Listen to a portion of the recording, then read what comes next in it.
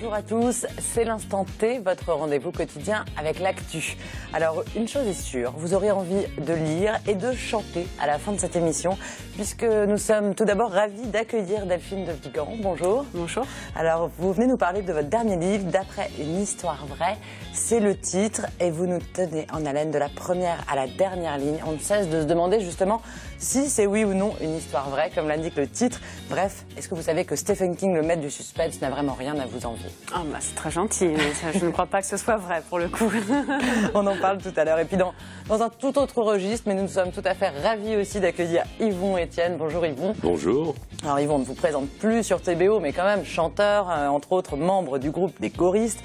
Vous venez nous parler d'un album de chansons bretonnes très salées auquel vous avez participé. Un album réservé aux plus de 18 ans, c'est marqué sur la pochette, on n'avait encore jamais vu ça, en cause des paroles explicites. C'est donc à ne pas mettre entre toutes les oreilles, Yvon. Non, il faut faire attention quand même. Il faut faire très attention. On écoutera quand même un petit peu tout à l'heure. Allez, tout de suite, on démarre par un point sur l'actualité de ce mercredi 30 septembre. Après de nombreux plans sociaux, l'entreprise Jabil a fermé définitivement ses portes ce mercredi après-midi à Brest. Cette entreprise, ancien fleuron de la téléphonie, licencie ainsi les 75 derniers employés. Julie Sicot était ce mercredi sur le site où les salariés s'étaient rassemblés. On peut plus. Merci beaucoup. Merci. Beaucoup d'émotions pour un clap de fin. Ce mercredi midi, salariés et anciens salariés se sont retrouvés une dernière fois devant l'entreprise Jabil à Brest. Les 75 ouvriers restant sur le site vivaient leur dernière journée de travail, comme Bruno, en poste depuis 28 ans. Il n'y a plus beaucoup de boulot, à part de faire du comptage de composants pour expédier soit chez Alcatel, soit en Roumanie où le produit va être fabriqué. Il y a beaucoup de gens qui ne sortent pas parce que ils sont usés, quoi. Psychologiquement, ils sont usés, ils n'ont pas envie. Voilà, ils sont passés à autre chose. Il y a eu de nombreux plans, on doit être au 5e plan. Ça use quand même. De nombreux plans pour une entreprise créée en 1970 à Brest et qui a compté plus d'1 millier de salariés dans ses rangs. D'abord Ericsson, puis Thomson CSF, Alcatel-Lucent et enfin le groupe américain Jabil en 2002. Le site brestois était un spécialiste de l'industrie électronique.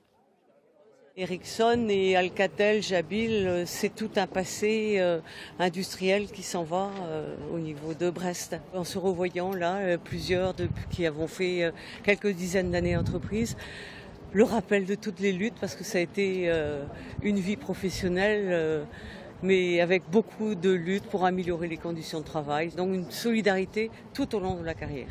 Les syndicats pointent du doigt les erreurs de gestion de la direction américaine. Jabil a racheté le site brestois en 2002 à Alcatel-Lucent. Depuis, les investissements se sont fait rares et les carnets de commandes se sont réduits. On s'est battu pendant des années pour que cette boîte elle tienne. On a réussi pendant plus de 10 ans. Mais Jabil avait déjà décidé de fermer il y a 10 ans, donc on arrive à la fin de l'échéance. C'est les Américains qui gagnent. On est assez amer, il y a de la colère aussi. Et merci à tout le monde pour ce soutien. Merci beaucoup. Thierry a pénétré une dernière fois sur le site. À 16h, les portes se sont définitivement fermées. Une cellule de reconversion a été mise en place. La commune de Plobannalec-Lesconil se déchire. Au centre du conflit, la possible création d'une école publique à Plobannalec, alors qu'actuellement les enfants sont scolarisés à Lesconil. Ce mercredi matin, le collectif Fleming, du nom de l'école maternelle et primaire, organisait une opération escargot jusqu'à la mairie située dans le bourg de Plobannalec. Explication avec Camille Pochet. La petite école de Lesconil est au centre des discussions. Elle pourrait bien déménager à Plobannalec. Si les deux bourgs sont regroupés au sein de la même commune, Plobannalec-Lesconil, la possible délocalisation de l'école Fleming ravive des tensions entre le littoral et les terres. Toutes les pistes n'ont pas été examinées, en particulier la piste qui consistait à une réhabilitation sur site de l'école. L'école, c'est aussi l'âme d'un village et que la disparition ou le départ de cette école de Lesconil vers Plobannalec constituerait vraiment un manque pour la commune. Une bonne centaine d'habitants répondent à l'appel du collectif Fleming ce mercredi matin. Ils mènent une opération escargot et déposent une pétition signée par 1203 personnes à la mairie. Les commerçants de l'Esconil aussi sont solidaires de cette action. Les commerces vont être supprimés et il y aura du commerce seulement saisonnier sur 6 mois pour certains, sur 3 mois pour d'autres. Et c'est pas ce qu'on a envie. On a envie de vivre à l'année. Et le littoral doit être occupé à l'année. Ça doit pas être une zone désertique pendant 6 mois de l'année et une zone occupée en abondance pendant l'été. Le maire, quant à lui, assure qu'il engage le projet car de plus en plus de jeunes couples sont en demande d'une école publique à Plobanalec. L'argument financier n'est pas le plus important. L'argument est principalement démographique. Je rappelle que la collectivité ne portera que 60% du financement de ce projet, soit moins de 2 millions d'euros. Nous devons pour cela tenir compte de l'évolution sociologique et démographique de notre commune. On fait une analyse des besoins, on regarde où s'installent prioritairement les jeunes ménages et sur notre commune, les jeunes ménages s'installent là où le prix au mètre carré est le moins cher. 50 € du mètre carré sur Plobanalec, 120 € du mètre carré sur l'Esconil. Les élus de la commune trancheront sur l'avenir de l'école publique ce vendredi à 20 h en conseil municipal. Les débats seront publics, mais la salle ne peut contenir que 80 personnes. Quant au collectif Fleming, il assure vouloir assister au débat et au vote sans perturber le conseil. Le maire de Brest faisait ce mercredi le point sur les grands dossiers de la métropole. L'occasion pour lui d'annoncer d'ores et déjà que le téléphérique ne sera pas opérationnel lors des fêtes maritimes de 2016, puisque sa mise en service n'aura lieu au plus tôt qu'au mois de septembre 2016. François Cuyandre est également revenu sur l'affaire du centre social de Pont-à-Nézen, fermé depuis 3 semaines maintenant. On l'écoute au micro de Gwenaëlle Fleur et de Christophe Boucher. C'est un dossier que la collectivité prend en main parce qu'on a investi très lourdement, très fortement sur le quartier de Pont-à-Nézen dans des équipements. Ce n'est pas pour qu'il soit fermé. Je pense que cette situation ne peut pas durer sur longue période. Il faudra donc que le service public, c'est le principe même du service public dit à la française, fasse jouer son rôle de continuité. Ça veut dire qu'il faudra reprendre. Et c'est une question qui sera évoquée demain en conseil municipal. Moi, ce que je pense, et ce qu'on a commencé à engager, c'est que si l'association Horizon n'est plus en situation de gérer le centre, il faut solliciter une autre association d'animation de ce type de centre. On va pas anticiper sur des décisions qui vont être prises. Il y a des contacts qui sont pris. Voilà. Et depuis dimanche, le port de Brest accueille l'un des plus grands paquebots du monde. Avec plus de 300 mètres de long, le Norwegian Epic peut embarquer près de 4000 passagers. Les 2000 cabines de ce géant des mers doivent être relookées en 21 jours seulement. La course contre la montre a commencé pour Damen. Frédéric Lorenzon a rencontré les dirigeants du chantier naval. Depuis dimanche, c'est un géant qui se refait une santé à Brest. Le paquebot Norwegian Epic est en réparation pour 3 semaines dans la forme numéro 3. Parmi les 10 paquebots les plus grands au monde, ce navire mesure 329 mètres de long et 40 mètres de large. Les travaux doivent durer 21 jours et pas un de plus, un challenge pour la réparation navale brestoise. La grande difficulté, ça a été la logistique, justement. Donc, c'est vraiment impressionnant, la logistique, de manière à alimenter le chantier, donc le H24. Ce sont des dizaines de camions, donc de semi-remorques qui sont intervenus déjà depuis des semaines, des conteneurs. Oui, ça fait beaucoup de monde et beaucoup d'activités. Oui. L'accueil du Norwegian Epic est une première pour Damen à Brest. Le groupe hollandais souhaite développer ce créneau et à terme réaliser 20% de son chiffre d'affaires avec la réparation de paquebots. C'est un autre créneau, il faut savoir se diversifier. Nous travaillons essentiellement, donc nous sommes spécialisés dans les LNG, les tankers, les shuttle tankers, mais aujourd'hui la crise existe toujours et perdure malheureusement, et il faut sortir de ce créneau-là.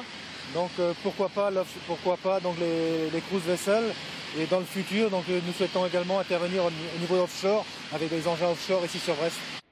Le Norwegian Epic quittera Brest le 17 octobre au soir. Damen espère aussi accueillir dans les prochains mois des plateformes pétrolières.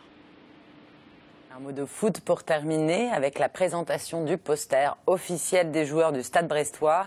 Un événement qui avait lieu ce mercredi au Stade Francis Leblay. Beaucoup de supporters étaient au rendez-vous pour échanger avec les joueurs, mais aussi pour visiter les vestiaires et le terrain. Des images signées Anthony Berthoud. Et frisson garanti dans le dernier livre de Delphine de Vigan. D'après une histoire vraie, nous dit le titre. On en parle tout de suite avec elle puisqu'elle est notre invitée. Delphine de Vigan, vous signez avec D'après une histoire vraie votre 8e roman. 7e roman, j'ai mal compté. Avec votre précédent livre intitulé Rien ne s'oppose à la nuit, vous aviez séduit le grand public puisque c'était un véritable best-seller, 1 million d'exemplaires. L'histoire de ce nouveau roman commence juste après ce succès littéraire.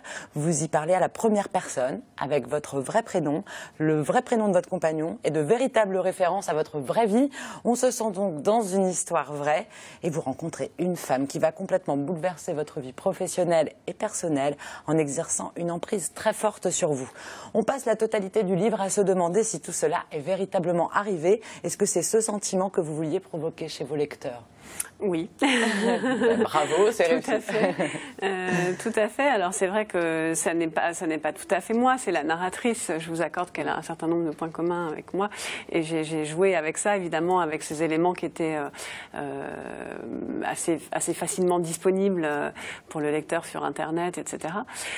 Donc et d'une certaine manière, bien sûr qu'elle a à voir avec moi, mais l'idée c'était plutôt d'amener le lecteur à s'interroger sur ce qu'il recherche aussi dans la lecture et pour quelles raisons nous, parce que je m'exclus pas du tout de ça, nous posons si souvent la question de l'autobiographie ou de la vérité dans l'œuvre littéraire. Voilà. Et en même temps, j'avais envie d'emmener le lecteur tout à fait ailleurs, c'est-à-dire de lui faire suivre un parcours, j'espère, semé de surprises et de... Alors, en tous les cas, c'est un véritable exercice littéraire, hein, l'équilibre entre la fiction et la réalité. Alors d'ailleurs, le personnage de Elle majuscule, donc qui est la personne dont on ne sait jamais le prénom, mais qui vous manipule, enfin qui manipule la narratrice dans le livre. Vous voyez, l'exercice est difficile. Hein. Ne cesse de vous pousser à écrire des choses vraies. Parce que c'est ce que veut le lecteur selon elle aujourd'hui. Est-ce que vous pensez justement qu'il faut une part de vérité pour les lecteurs aujourd'hui, que c'est ça qu'ils vont rechercher J'en suis pas si sûre, en fait. Je pense que certains lecteurs, d'ailleurs, le disent. En fait, moi, j'aime bien les histoires vraies. Moi, j'aime bien que y a que ça qui m'intéresse. Sinon, ça m'intéresse pas, etc. Comme si, d'ailleurs, les lecteurs avaient perdu confiance dans leur propre capacité à s'émouvoir et à s'intéresser à la fiction. Or, je ne crois pas du tout qu'ils ont perdu cette capacité. Au fond, quand on était plus petit, on nous racontait des histoires qui commencent par Il était une fois. Et aujourd'hui, c'est comme si on avait besoin un peu de ce label certifié réel pour s'intéresser aux histoires qu'on nous raconte. Mais au fond, je ne crois pas que ce soit le cas. Je pense que les lecteurs, et la preuve en est parce qu'on le voit aussi à travers plein d'ouvrages qui sont des très grands succès, notamment avec le polar d'ailleurs. Hein, là, je pense à Millennium qui vient de sortir. Où, ça prouve bien que finalement les lecteurs marchent aussi. Encore un bel avenir. Alors elle, ce personnage qui manipule la narratrice et pousse à plus pouvoir, à ce qu'elle ne puisse plus écrire un mot, semble parfois irréel. On se demande si elle existe vraiment, puisque personne finalement ne la croise jamais. Elle disparaît sans laisser de traces. Est-ce qu'elle peut être un double de la narratrice, un double un peu maléfique ? Je ne peux pas vous répondre parce que ce serait trop en dire sur le livre. Oui, bien sûr. En tout cas, soit cette femme est suffisamment machiavélique et habile pour entrer et disparaître dans la vie de la narratrice sans jamais être vue et sans laisser de traces. Mais au fond, c'est pas si compliqué parce que elle arrive dans un moment où la narratrice est déjà elle-même assez isolée en fait et assez perdue. Soit effectivement, c'est elle qui l'a inventé, ce qui est quand même le signe qu'il y a un petit problème, on va dire. Et oui, voilà. Enfin, en tout cas, de perte de repères. Donc, mais je peux pas vous donner la réponse. Pour moi, la réponse, elle est dans le roman. Et en même temps, je me rends compte maintenant que ça fait quand même quelques semaines que le livre est sorti, que chacun finalement trouve sa réponse. À chaque début de chapitre, vous citez Stephen King, justement, en parlant en début d'émission, le maître du livre d'angoisse. Alors d'ailleurs, on le retrouve un petit peu de misérie dans votre livre. Est-ce que Stephen King fait partie des auteurs qui vous inspirent dans votre travail ? Je dirais pas d'une manière générale. Il fait partie des auteurs que j'aime et que je lis, que j'ai lu adolescente et que je relis avec plaisir. Ce qui m'intéresse d'ailleurs chez lui, c'est cette exploration aussi de la création littéraire qui traverse souvent ses romans, au-delà du suspense et du côté parfois très sanglant qu'on trouve dans ses livres. Mais je dirais pas qu'il m'inspire. Là, c'est vrai que oui, pour ce livre-là en particulier, qui est un livre qui fait peur. Et à un moment donné, je me suis rendu compte qu'il fallait que ça fasse peur. Donc voilà, je me suis placée un petit peu sous les auspices de Stephen King. Alors, dans le livre, le personnage de Elle parle des scénarios de séries qui ont pris toute la place au niveau de la fiction et que la fiction n'a plus lieu d'être ailleurs, enfin dans les livres, puisque justement tout est dans les séries. Est-ce que justement vous-même vous regardez des séries et qu'est-ce que vous pensez de j'en regarde, oui, j'en regarde pas mal. Bon, ça prend beaucoup de temps, donc j'ai pas toujours autant de temps que je voudrais pour en regarder, mais je suis assez friande de séries. Je trouve ça assez fascinant pour la romancière que je suis. Justement ce parti pris au fond de la fiction. Alors souvent les scénaristes ils sont 10, nous on est tout seul derrière notre ordinateur. Oui, bien sûr. Mais oui, je suis assez admirative parfois de ce que les séries, certaines séries parviennent à développer. Le dispositif de fiction qu'elles mettent en place est assez fascinant et sans doute que on peut se nourrir de ça en tant que romancier, au même titre que les séries et le cinéma se nourrissent de la littérature. Un de vos livres avait été adapté au cinéma, c'est No et moi. Oui. On imagine bien celui-ci aussi sur les écrans, par exemple. C'est vrai qu'il est très cinématographique, très visuel. Oui, j'ai déjà été pas mal sollicitée, je dois dire, pour ce roman-là. Donc j'attends de voir. Pour moi, c'est pas une obligation que les livres se traduisent à un moment donné au cinéma. Ça peut l'être si effectivement un réalisateur me propose quelque chose qui me paraît intéressant parce que c'est de mon point de vue, un livre qui est assez difficile à adapter. Il faudrait quelqu'un pour vous jouer aussi, enfin pour jouer cette Delphine. Pour jouer cette romancière et pour jouer elle. Et donc, oui, c'est un pari. Ce livre parle de la panne d'inspiration, de la difficulté d'écrire après un gros succès littéraire. Est-ce que c'est ce qui vous est arrivé, peut-être après le succès de Rien ne s'oppose à la nuit? Est-ce qu'il faut une période de latence, une période où l'inspiration ne peut pas revenir du jour au lendemain? Je vais vous dire déjà, moi je ne crois pas beaucoup à l'inspiration, je crois plutôt au travail. Maintenant, c'est vrai je l'ai prouvé après chacun de mes romans. J'ai toujours besoin d'un temps, en effet, de latence, comme vous le dites, d'incubation, de préparation pour le livre suivant. Et ce temps-là, il est incompressible et parfois il peut s'étirer. Et là, ça a pris plus de temps. Ce livre, donc d'après une histoire vraie, est déjà en lice pour les grands prix littéraires de la rentrée, Goncourt, Renaudot, Médicis. Ça va être encore plus difficile d'écrire après tout ça, après ce succès énorme qui s'annonce pour celui-là? C'est différent. Ce sera différent parce que si vous voulez, pour moi, ce qui avait été compliqué ce qui rendait peut-être plus compliqué, plus ambivalent le succès du livre précédent, c'est que c'était un livre très personnel qui mettait en scène une partie de l'histoire familiale, etc. Il y avait quelque chose de très émotionnel dans ce roman. Et donc voilà, chaque livre est différent et chaque histoire, l'accompagnement de chaque livre est différent. Donc, mais de toute façon, chaque livre est potentiellement aussi le dernier et on n'est jamais très sûr qu'on arrivera à en écrire un autre. On espère en tous les cas qu'il y en aura d'autres. Merci beaucoup Delphine de Vigan. Je rappelle que votre roman s'appelle D'après une histoire vraie, qu'ici on l'a beaucoup aimé et on l'a dévoré jusqu'à la dernière ligne. Allez, on change de registre et l'on parle de disques chansons bretonnes très salées. Yvon Etienne, vous êtes l'un des membres du groupe Les Goristes. C'est en partie avec eux que vous avez réalisé ce recueil de chansons païennes, paillardes, liées à la Bretagne. Étonnamment, ces chansons, tout le monde connaît les refrains et elles n'apparaissent pas sur beaucoup d'enregistrements. En fait, c'est une première pour certaines chansons d'être mises sur CD comme ça.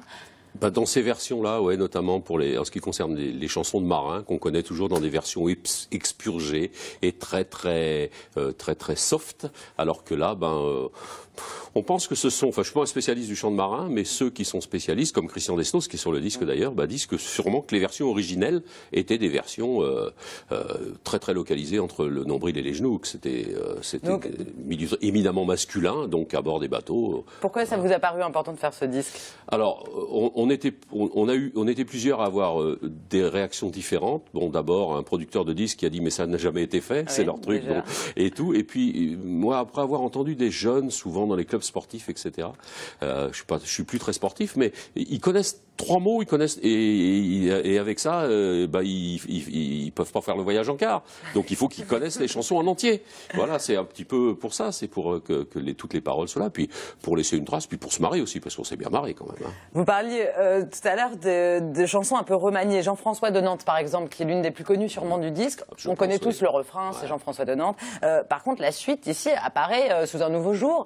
Comment ça se fait, Yvon, que ces paroles-là, alors je vais peut-être pas moi les citer, mais Donc la plus jeune servante l'amène dans la soupente. Vous connaissez la suite? Oui, moi je connais la suite, mais bon, après, il se passe ce qui se passe généralement entre adultes consentants.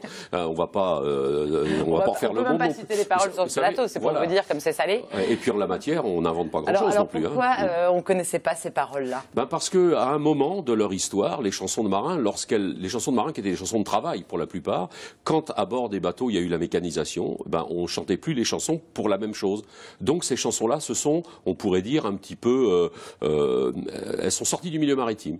Et notamment le commandant Hayet, qui est un ancien commandant de la marine marchande, a fait un recueil pour pas que ces chansons-là se perdent, mais il les a expurgées. Et ce qui fait qu'on pouvait apprendre ces chansons-là au couvent des oiseaux, il n'y avait aucun problème. Ça pouvait être mis entre toutes les oreilles. Il y a même des chorales maintenant avec des dames tout à fait... et qui, quand elles vont entendre ces paroles-là, elles vont dire c'est pas possible. Puis... Mais c'est vraiment un recueil patrimonial, quoi. Ça fait partie du... Vous remettez... oui, c'est ça. C'est-à-dire que... bon, il y a des chansons en breton aussi, hein, mais les chansons en breton, c'est plus difficile parce que le langage paillard en breton n'existe pas. Il n'y a pas les mots. En breton, c'est souvent des images. Et donc des images qui sont... comprenne qui voudra, quoi. Hein. Quand on parle du sexe masculin, en breton, on dit en néostique, ça veut dire le petit rossignol, quoi. Voilà. C'est beaucoup plus... Voilà, c'est beaucoup plus dur. Il y en a une, donc la 13e chanson que vous interprétez, Au Clask Vachance Broléon. Voilà, ça veut dire chercher sa chance dans le pays de Léon. Voilà. D'accord. Elle parle de quoi, cette chanson-là? Parce que je n'ai pas pu comprendre les paroles. C'est l'histoire d'un gars qui part à la recherche d'une bonne fortune et qui trouve, ma foi, bonne fortune ou qui espère trouver. Et puis finalement, à la fin de la chanson, on s'aperçoit qu'il n'a rien trouvé du tout, qu'il a beaucoup rêvé, comme généralement c'est le cas, et qu'il rentre à la maison et puis voilà, il reste, comme on dit en breton, un scraberer, ça veut dire qu'il se gratte le derrière, et quand quelqu'un se gratte le derrière, c'est qu'il n'a pas grand-chose d'autre à faire. L'autre chanson que vous interprétez parmi les 14 titres de cet album, c'est Le Tricotin.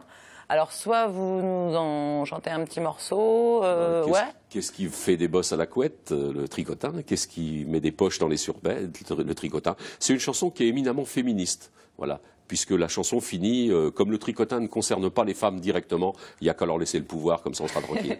Voilà. Comment s'est passée la sélection de chansons Alors ça a été... donc le casting m'a été confié, et j'ai ouvert mon carnet d'adresses tout simplement, j'ai appelé les potes, et puis voilà, il se trouve que j'ai beaucoup de potes, c'est vraiment la grande chance de ma vie, et puis il y en a quelques-uns qui ont fait leur chochotte, et puis il y en a d'autres qui ont accepté tout de suite, et puis comme c'est marqué volume 1, ça veut dire qu'il y aura un volume 2. Oui, j'ai déjà des inscriptions. Donc il y a déjà du... François Budet, par exemple, qui est le créateur de l'Ogivie de la mer, m'a assuré de son concours pour le prochain. Voilà. Vous connaissez peut-être, Delphine, certaines de ces... Jean-François de Nantes, tout ça, ça ne vous dit rien? Non, j'avoue que... il y en a une que vous connaissez. Allons à Messine, pêcher la sardine. Allons à Lorient, pêcher le hareng. Alors les paroles entre chaque, je ne vais pas vous le dire, mais ça c'est une chanson qui est très connue et elle est sur le disque. Alors il y a des chansons qui sont plus soft que d'autres. La plus épouvantable, c'est celle qui est chantée par Elsa Ribis, qui est une petite jeune fille qui doit avoir une vingtaine d'années et qui, toute mignonne, chante une chanson absolument épouvantable. Quand je traduisais les paroles, je rougissais. Oh, si même ils ont rougi, c'est vraiment que c'est très...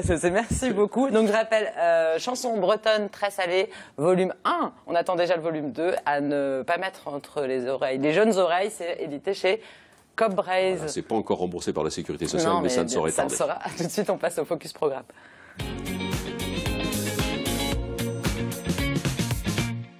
Et à 20h45 ce jeudi sur TBO, découvrez un nouveau magazine mensuel dédié à la musique bretonne actuelle. Ça s'appelle Harvest Café. On regarde tout de suite un petit extrait.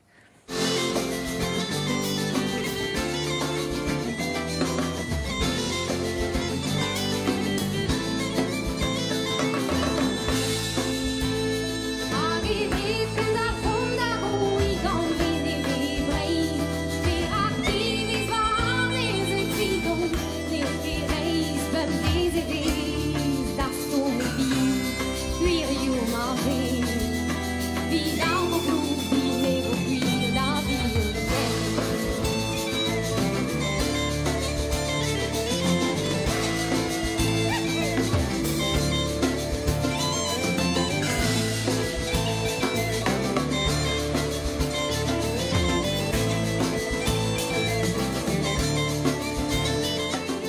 Et ce magazine est entièrement en langue bretonne, sous-titré en français.